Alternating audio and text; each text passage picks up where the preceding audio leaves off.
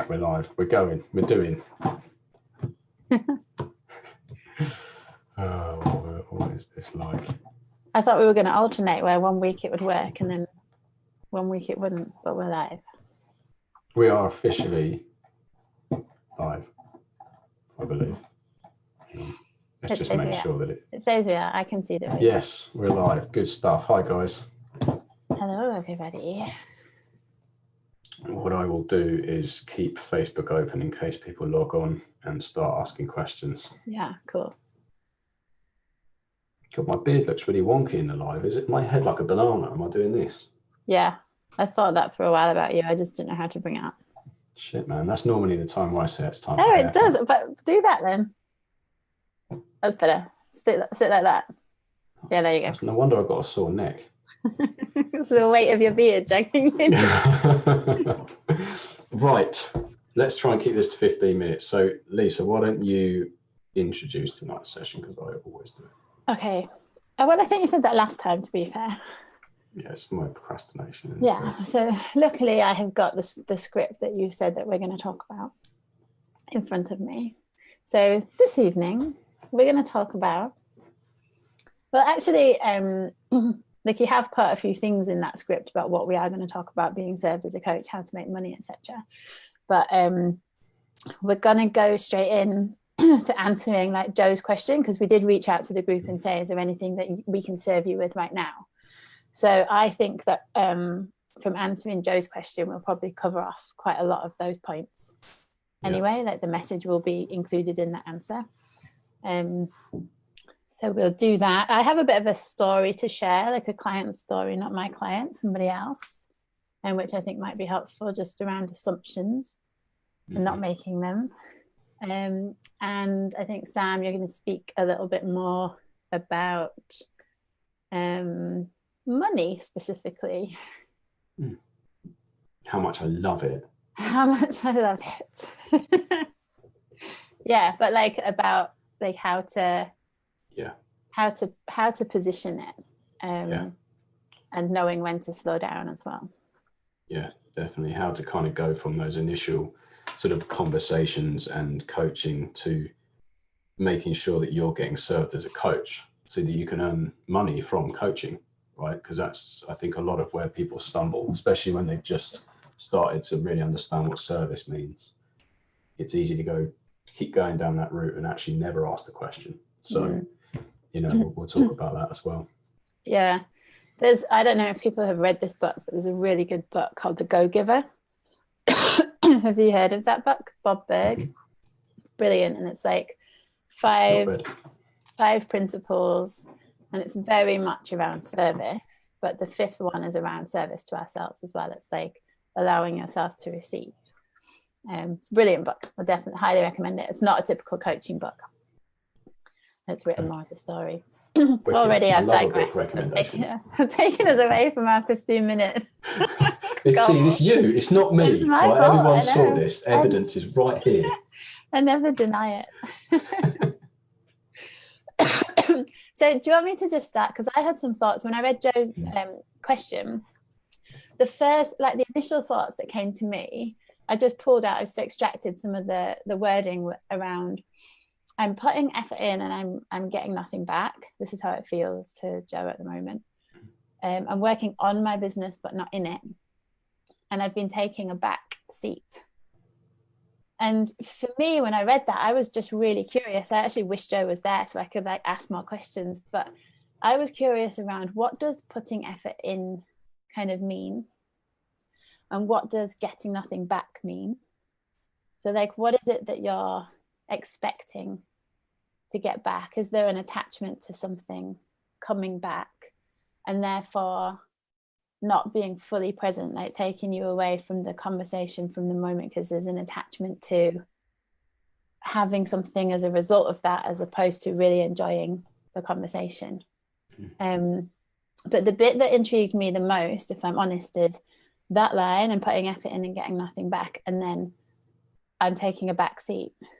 So for me, it felt like, which one is true? Like, which one feels the most true to you? Because they seem like they're different things. Like I'm either putting the effort in or I'm taking a back seat, but I don't know how I would do both. So it just got me curious around, again, like what is it that we're telling ourselves? And are we really telling ourselves the truth? Or are we kind of allowing ourselves to get caught up in the story and not seeing that that's what it is? So that they were my initial thoughts when I kind of read the question. And the thing that really did, that I would say, and like an answer to that, is looking at like what is my current balance of activities where I am in action, where I am really like I'm reaching out, I'm connecting, I'm creating conversations, I'm having conversations, I'm making proposals. What's the amount of time that I spend in that space versus the amount of time that I spend thinking about a lot of stuff? And I find I do it even today. Like I sometimes get caught in the trap of, I feel like I'm doing everything and I'm really busy. But when I actually take a back seat, almost like a step back to kind of look and go, oh, well, this week actually I've only connected with 5 people, but I've spent a hell of a lot of time thinking about it. Yeah. So it feels like for 40 hours this week I've been like in connection mode when really I haven't. And that's the same, not just with connection, but that could be the same. Like I'm thinking about, who do I want to reach out to? Oh, I daren't reach out to them because of this. And like, so I could spend like 20 minutes thinking about that. And that could take me down a rabbit hole where I then spend much longer thinking rather than being in action and actually doing something that would be productive or creative. Or does that make sense? Oh, it really does. And it actually reminds me of really in the early days where I was like, right, how do I do this? I was staring at my computer screen. All right, do I start a Facebook page? Do I start a Facebook group? Do I have a website? What do I do? Right. And really, for me, it helped to just really super break it down. Like, what are the steps that I need to make to create clients? And really, basically, it's that connection, invite to a conversation or a 5-minute conversation, see if you can help create a further conversation, right? So let's have a coaching conversation. So it's kind of just remembering just to slow it down, like really slow it down and keep it simple. And it's not even like new conversations. It's like going back to the conversations you have and checking in with those people. So just really slowing it down. I think for me, sorry, am I all right to start? Are you done with that piece? Done. Yeah, cool. I've imparted my wisdom. It was awesome. I feel wisdomous. What came up for me, actually, there was something that, again, it really resonated, was asking for money, like asking for payment. Because when we started coaching SOS, me and you, it's like we started it like it's been some sort of like legacy. It's only been going like 2 months, right? A legacy of 2 months. But when we started it all those months ago, we were saying how it's so important that the coach feels served, and so does the client. Because me and you, like we like to astonish clients. We like to work with them and support their dreams and their goals and what it is they're trying to bring to the world. But it's also important that we're served, so we can feel invested in it, right? And when I was reading Joe's thing, and I was thinking, what is the common theme, what is it that I can impart or share that might be useful? One of the things for me is that there's always a time when even if I'm doing sometimes 3 or 4 coaching sessions with someone before we've decided to work together, or I've shown up in their business and I've supported them in some way, or I've been valuable in some way, or I've served them, whatever. The common thing for me is that there's always a time where I feel like, okay, now's the time for me. Like I need to be invested in order for me to continue to invest. Because there's a point where it goes from service to me to pleasing. And that's a dangerous game to play, because you end up on the back foot and you kind of start feeling a bit pissed off about it and a bit bitter about it, because it's our work and it's valuable. And I really value my time. And I think the more busy we get, the longer we stay within a coaching business, the more valuable that time gets, So for me, it's kind of like, look, can I be honest with you? I'm not talking about you, Lisa, obviously, I'm always honest with you, but when I'm having a conversation with someone, I like to check in, just say, can I be honest? Can we have just a conversation now about where this is going? Like, would that be okay?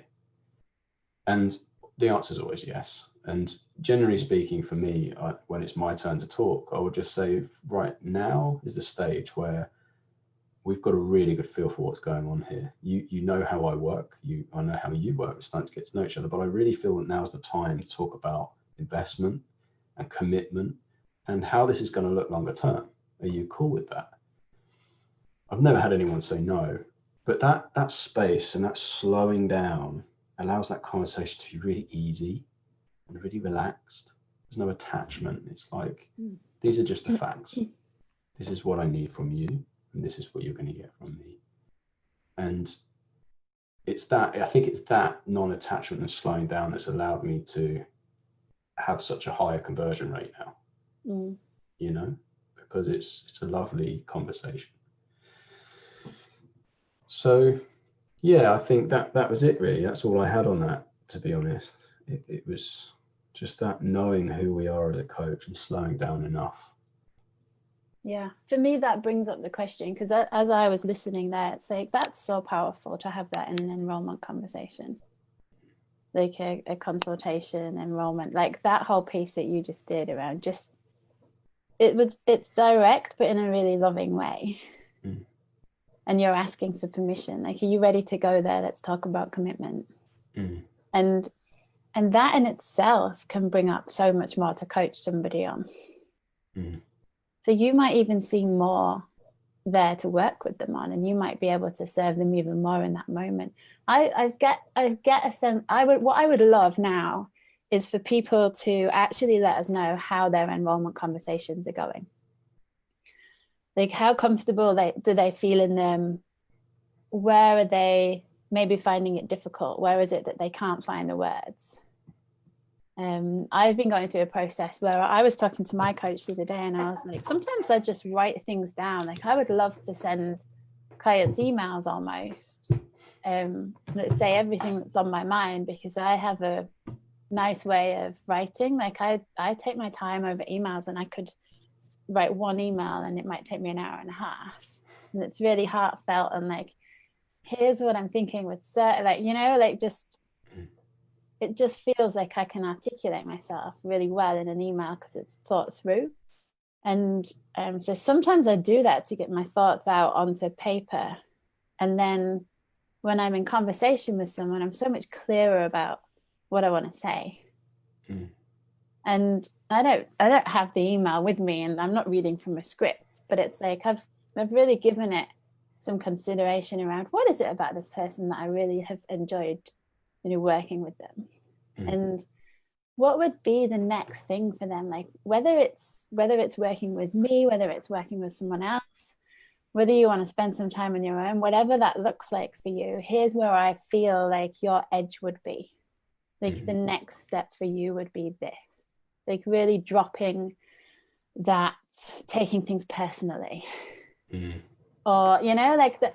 Yeah. So I get all of that sometimes down on paper, and then I'm more confident, I suppose, in actually articulating it from a really like heart-centered way. I love that. And this is something you always teach me and remind me of as well. You know, it's something I always learn from you. And you said something the other day as well, which kind of reminds me to bring it up, that actually talking about money and being paid and going that next step is an opportunity to coach. It's an opportunity to have that conversation, to go there. And like you said to me, it's kind of like when somebody's feeling a bit edgy or a bit kind of, oh, I don't know, it's kind of, can we hold you in this space, and would you be okay to go there? Should we talk about this? Like, no, I'm okay, I'm cool, I'm not attached to this, but let's have that conversation. Like, and I love that, because what that does is it allows, instead of it being about, holy shit, this is a yes or a no, it's like, this is just another opportunity to shine light on these areas, because actually that's a massive missed opportunity if not, right? People don't like talking about money a lot of the time, but yet it means so much to them. Not having it does, and having it does, right? But yet we don't talk about it. It's like it's taboo. more of a taboo than talking about sex and stuff. It's crazy. So for me, I love that. It's like another opportunity, and I wanted to just bring that up because it's just such a good point that you made. Yeah, I think a good call to action for people to let us know, how do they feel their enrollment conversations are going? What do they want to learn from us? What do they want to ask us? What do they want to share with the group as well? Like if you've had a really powerful enrollment conversation, or if you've massively feel like you've massively fucked it up, share it all, because there'll be people that find that really valuable. Yeah. Hmm. Perfect. Well, look, we've nailed the 15 minutes. Yes. Have we finished though? I feel like was there not something more? Oh, I wanted to share a client story. Can I share it if I'm really quick? I'll let you off. We've still got listeners, so we're all right. But we have got comments, but I can't see them. So guys, if you have commented, we will get back to you. It's just we can't see them right now. So my story was around never making assumptions. So basically, my coach was telling me about someone who she worked with for an entire year. I don't think I've shared this story with the group yet. No, you haven't. So she worked with them for an entire year on growing a coaching business. And she said that every single week they did weekly sessions, and she was charging like 20K plus. And every week this person would come to the session, and she wouldn't have done any of the agreed action steps, and she wouldn't have done anything.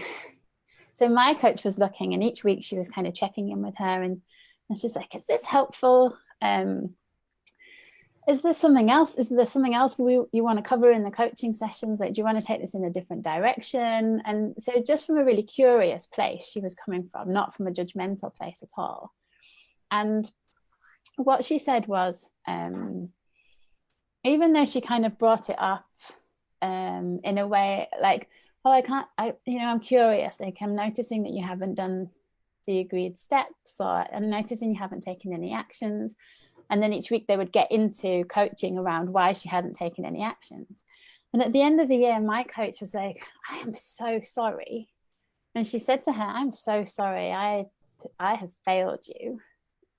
And the woman was like, what do you mean you have failed? What do you mean? And she was like, well, I haven't got you to grow. Like, you haven't got one client. Like, I haven't been able to help you grow your practice. You've paid me all this money and I haven't been able to do that for you. And I'm sorry. And the woman was so offended. She's like, now I feel judged. She's like, you think that I haven't done very well. And that wasn't the intention of my coach at all, but that's how she heard it. And she opened up to her and said, like, this year has been the best year of my life. Like, she came from a really strict family. And she said that you are the only person that has ever made me feel so safe in a really judgment-free space. Like, I could be my honest self. And the inner shifts that were going on in that person, they weren't visible necessarily to my coach, because she had fixed in her mind about the goals that they'd agreed on to work towards. And she couldn't necessarily see what was happening on the inside. And it was happening over time. But this woman was like, this has been the best year of my life. Like, I have felt so unconditionally loved by you. And I've never, ever, ever had that before. And so that was a huge, huge lesson for my coach on, I'm never going to make assumptions about whether something is helpful or not, ever again. Yeah. And so I don't know why I wanted to share that on this particular one, but sometimes it feels like, I don't know if it was Joe's wording around I'm putting effort in and getting nothing back. It's like, it's hard to know actually the impact that we're having. Yeah. So it might be that you're not necessarily seeing anything come back as your kind of your definition of what that looks like. Yeah. But we don't really know the true impact of our work, and probably never will. No. And there's something so important. I just love that story. It makes me feel kind of almost emotional about it, because it's such a beautiful thing to be able to share with somebody. And I think it's just important to remember that one person's measure and subjectiveness isn't the other, right? kind of, she was measuring the whole time on something different.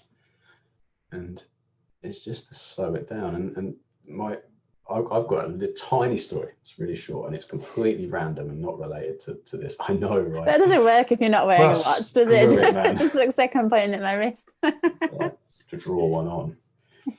But you know what? It's all valuable, isn't it? And people don't have to listen to it. But it reminds me, really, it's really, really weird thing. But every now and again, I did it today. I go into this hotel near where I live. And it's one of them places that's got one of those concierges on the front door, and they're always top hat, really dressed up really nicely. And I go in there for a coffee, right? And that's generally where I'll go. And the cool thing about it is it's the same price as everywhere else. It's just really nice, just really lovely environment to go and have a coffee in. And when I walk in, that guy that's at the front door, it's always the same bloke. I think he must just live there. He's so nice and so caring. He always remembers your name. He always knows who you are. He takes the time, like he really takes the time, and he knows when you're coming and he knows when you're coming back, right?